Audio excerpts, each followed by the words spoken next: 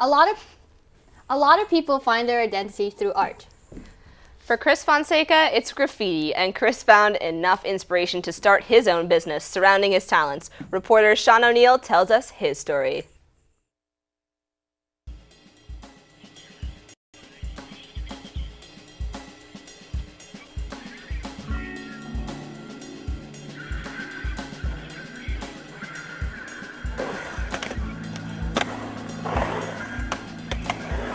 Chris Fonseca is a force to be reckoned with.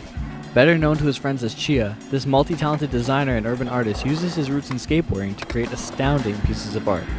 With 2 clothing lines on the rise and custom art design booming, the future of this talented young entrepreneur seems limitless.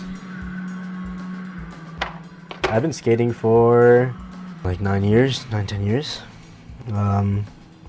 Started when I was in elementary school. I was 14. I was around 1:20 in the AM, and we went down to U of T, and we found this 9 set, and I was looking at it, and I'm like, yeah, you know what? I'll jump down this set. I'll eat it. First try. Tried it like 17 or 18 times, and then like the last try, I was like, alright, I got it right here. It just popped down, and as I stomped it, my back foot slipped off. And going down at that pressure, my femur just snapped in 4 places.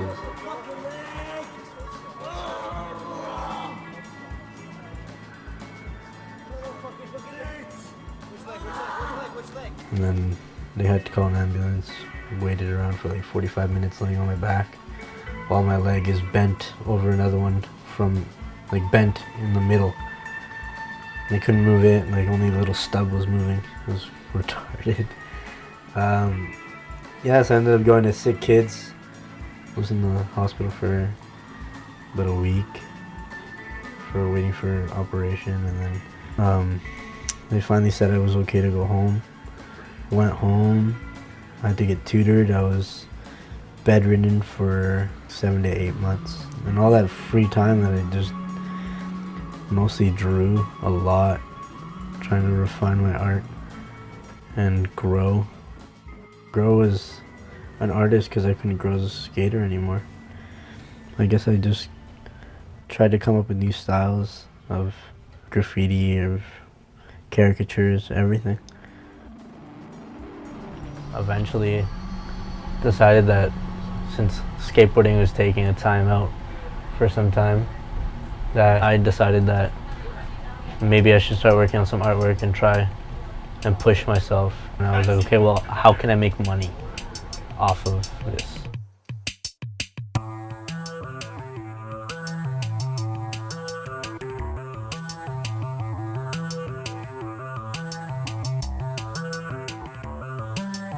So it started in high school.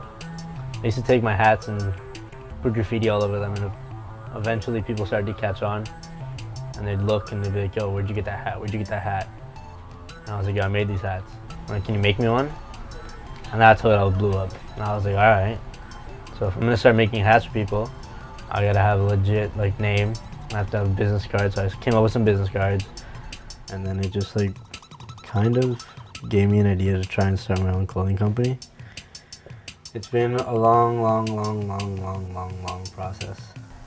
Came up with some like hat concepts, and then eventually like threw the whole concept away because people just wanted custom shit done. So eventually I just ended up doing a lot of custom stuff for people, which is time consuming because you have to come up with all these ideas, and then you have to bring it by them, see if they like it or not.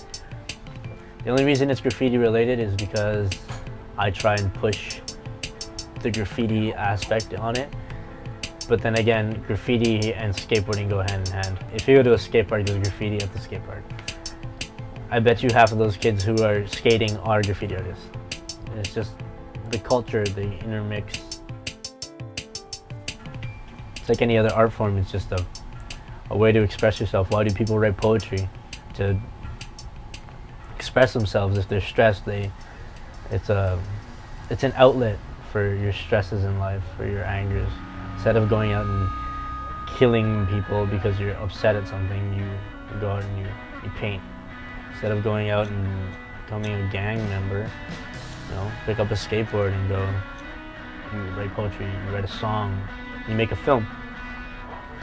It's just another artistic way to express yourself. You just create whatever you feel you can create.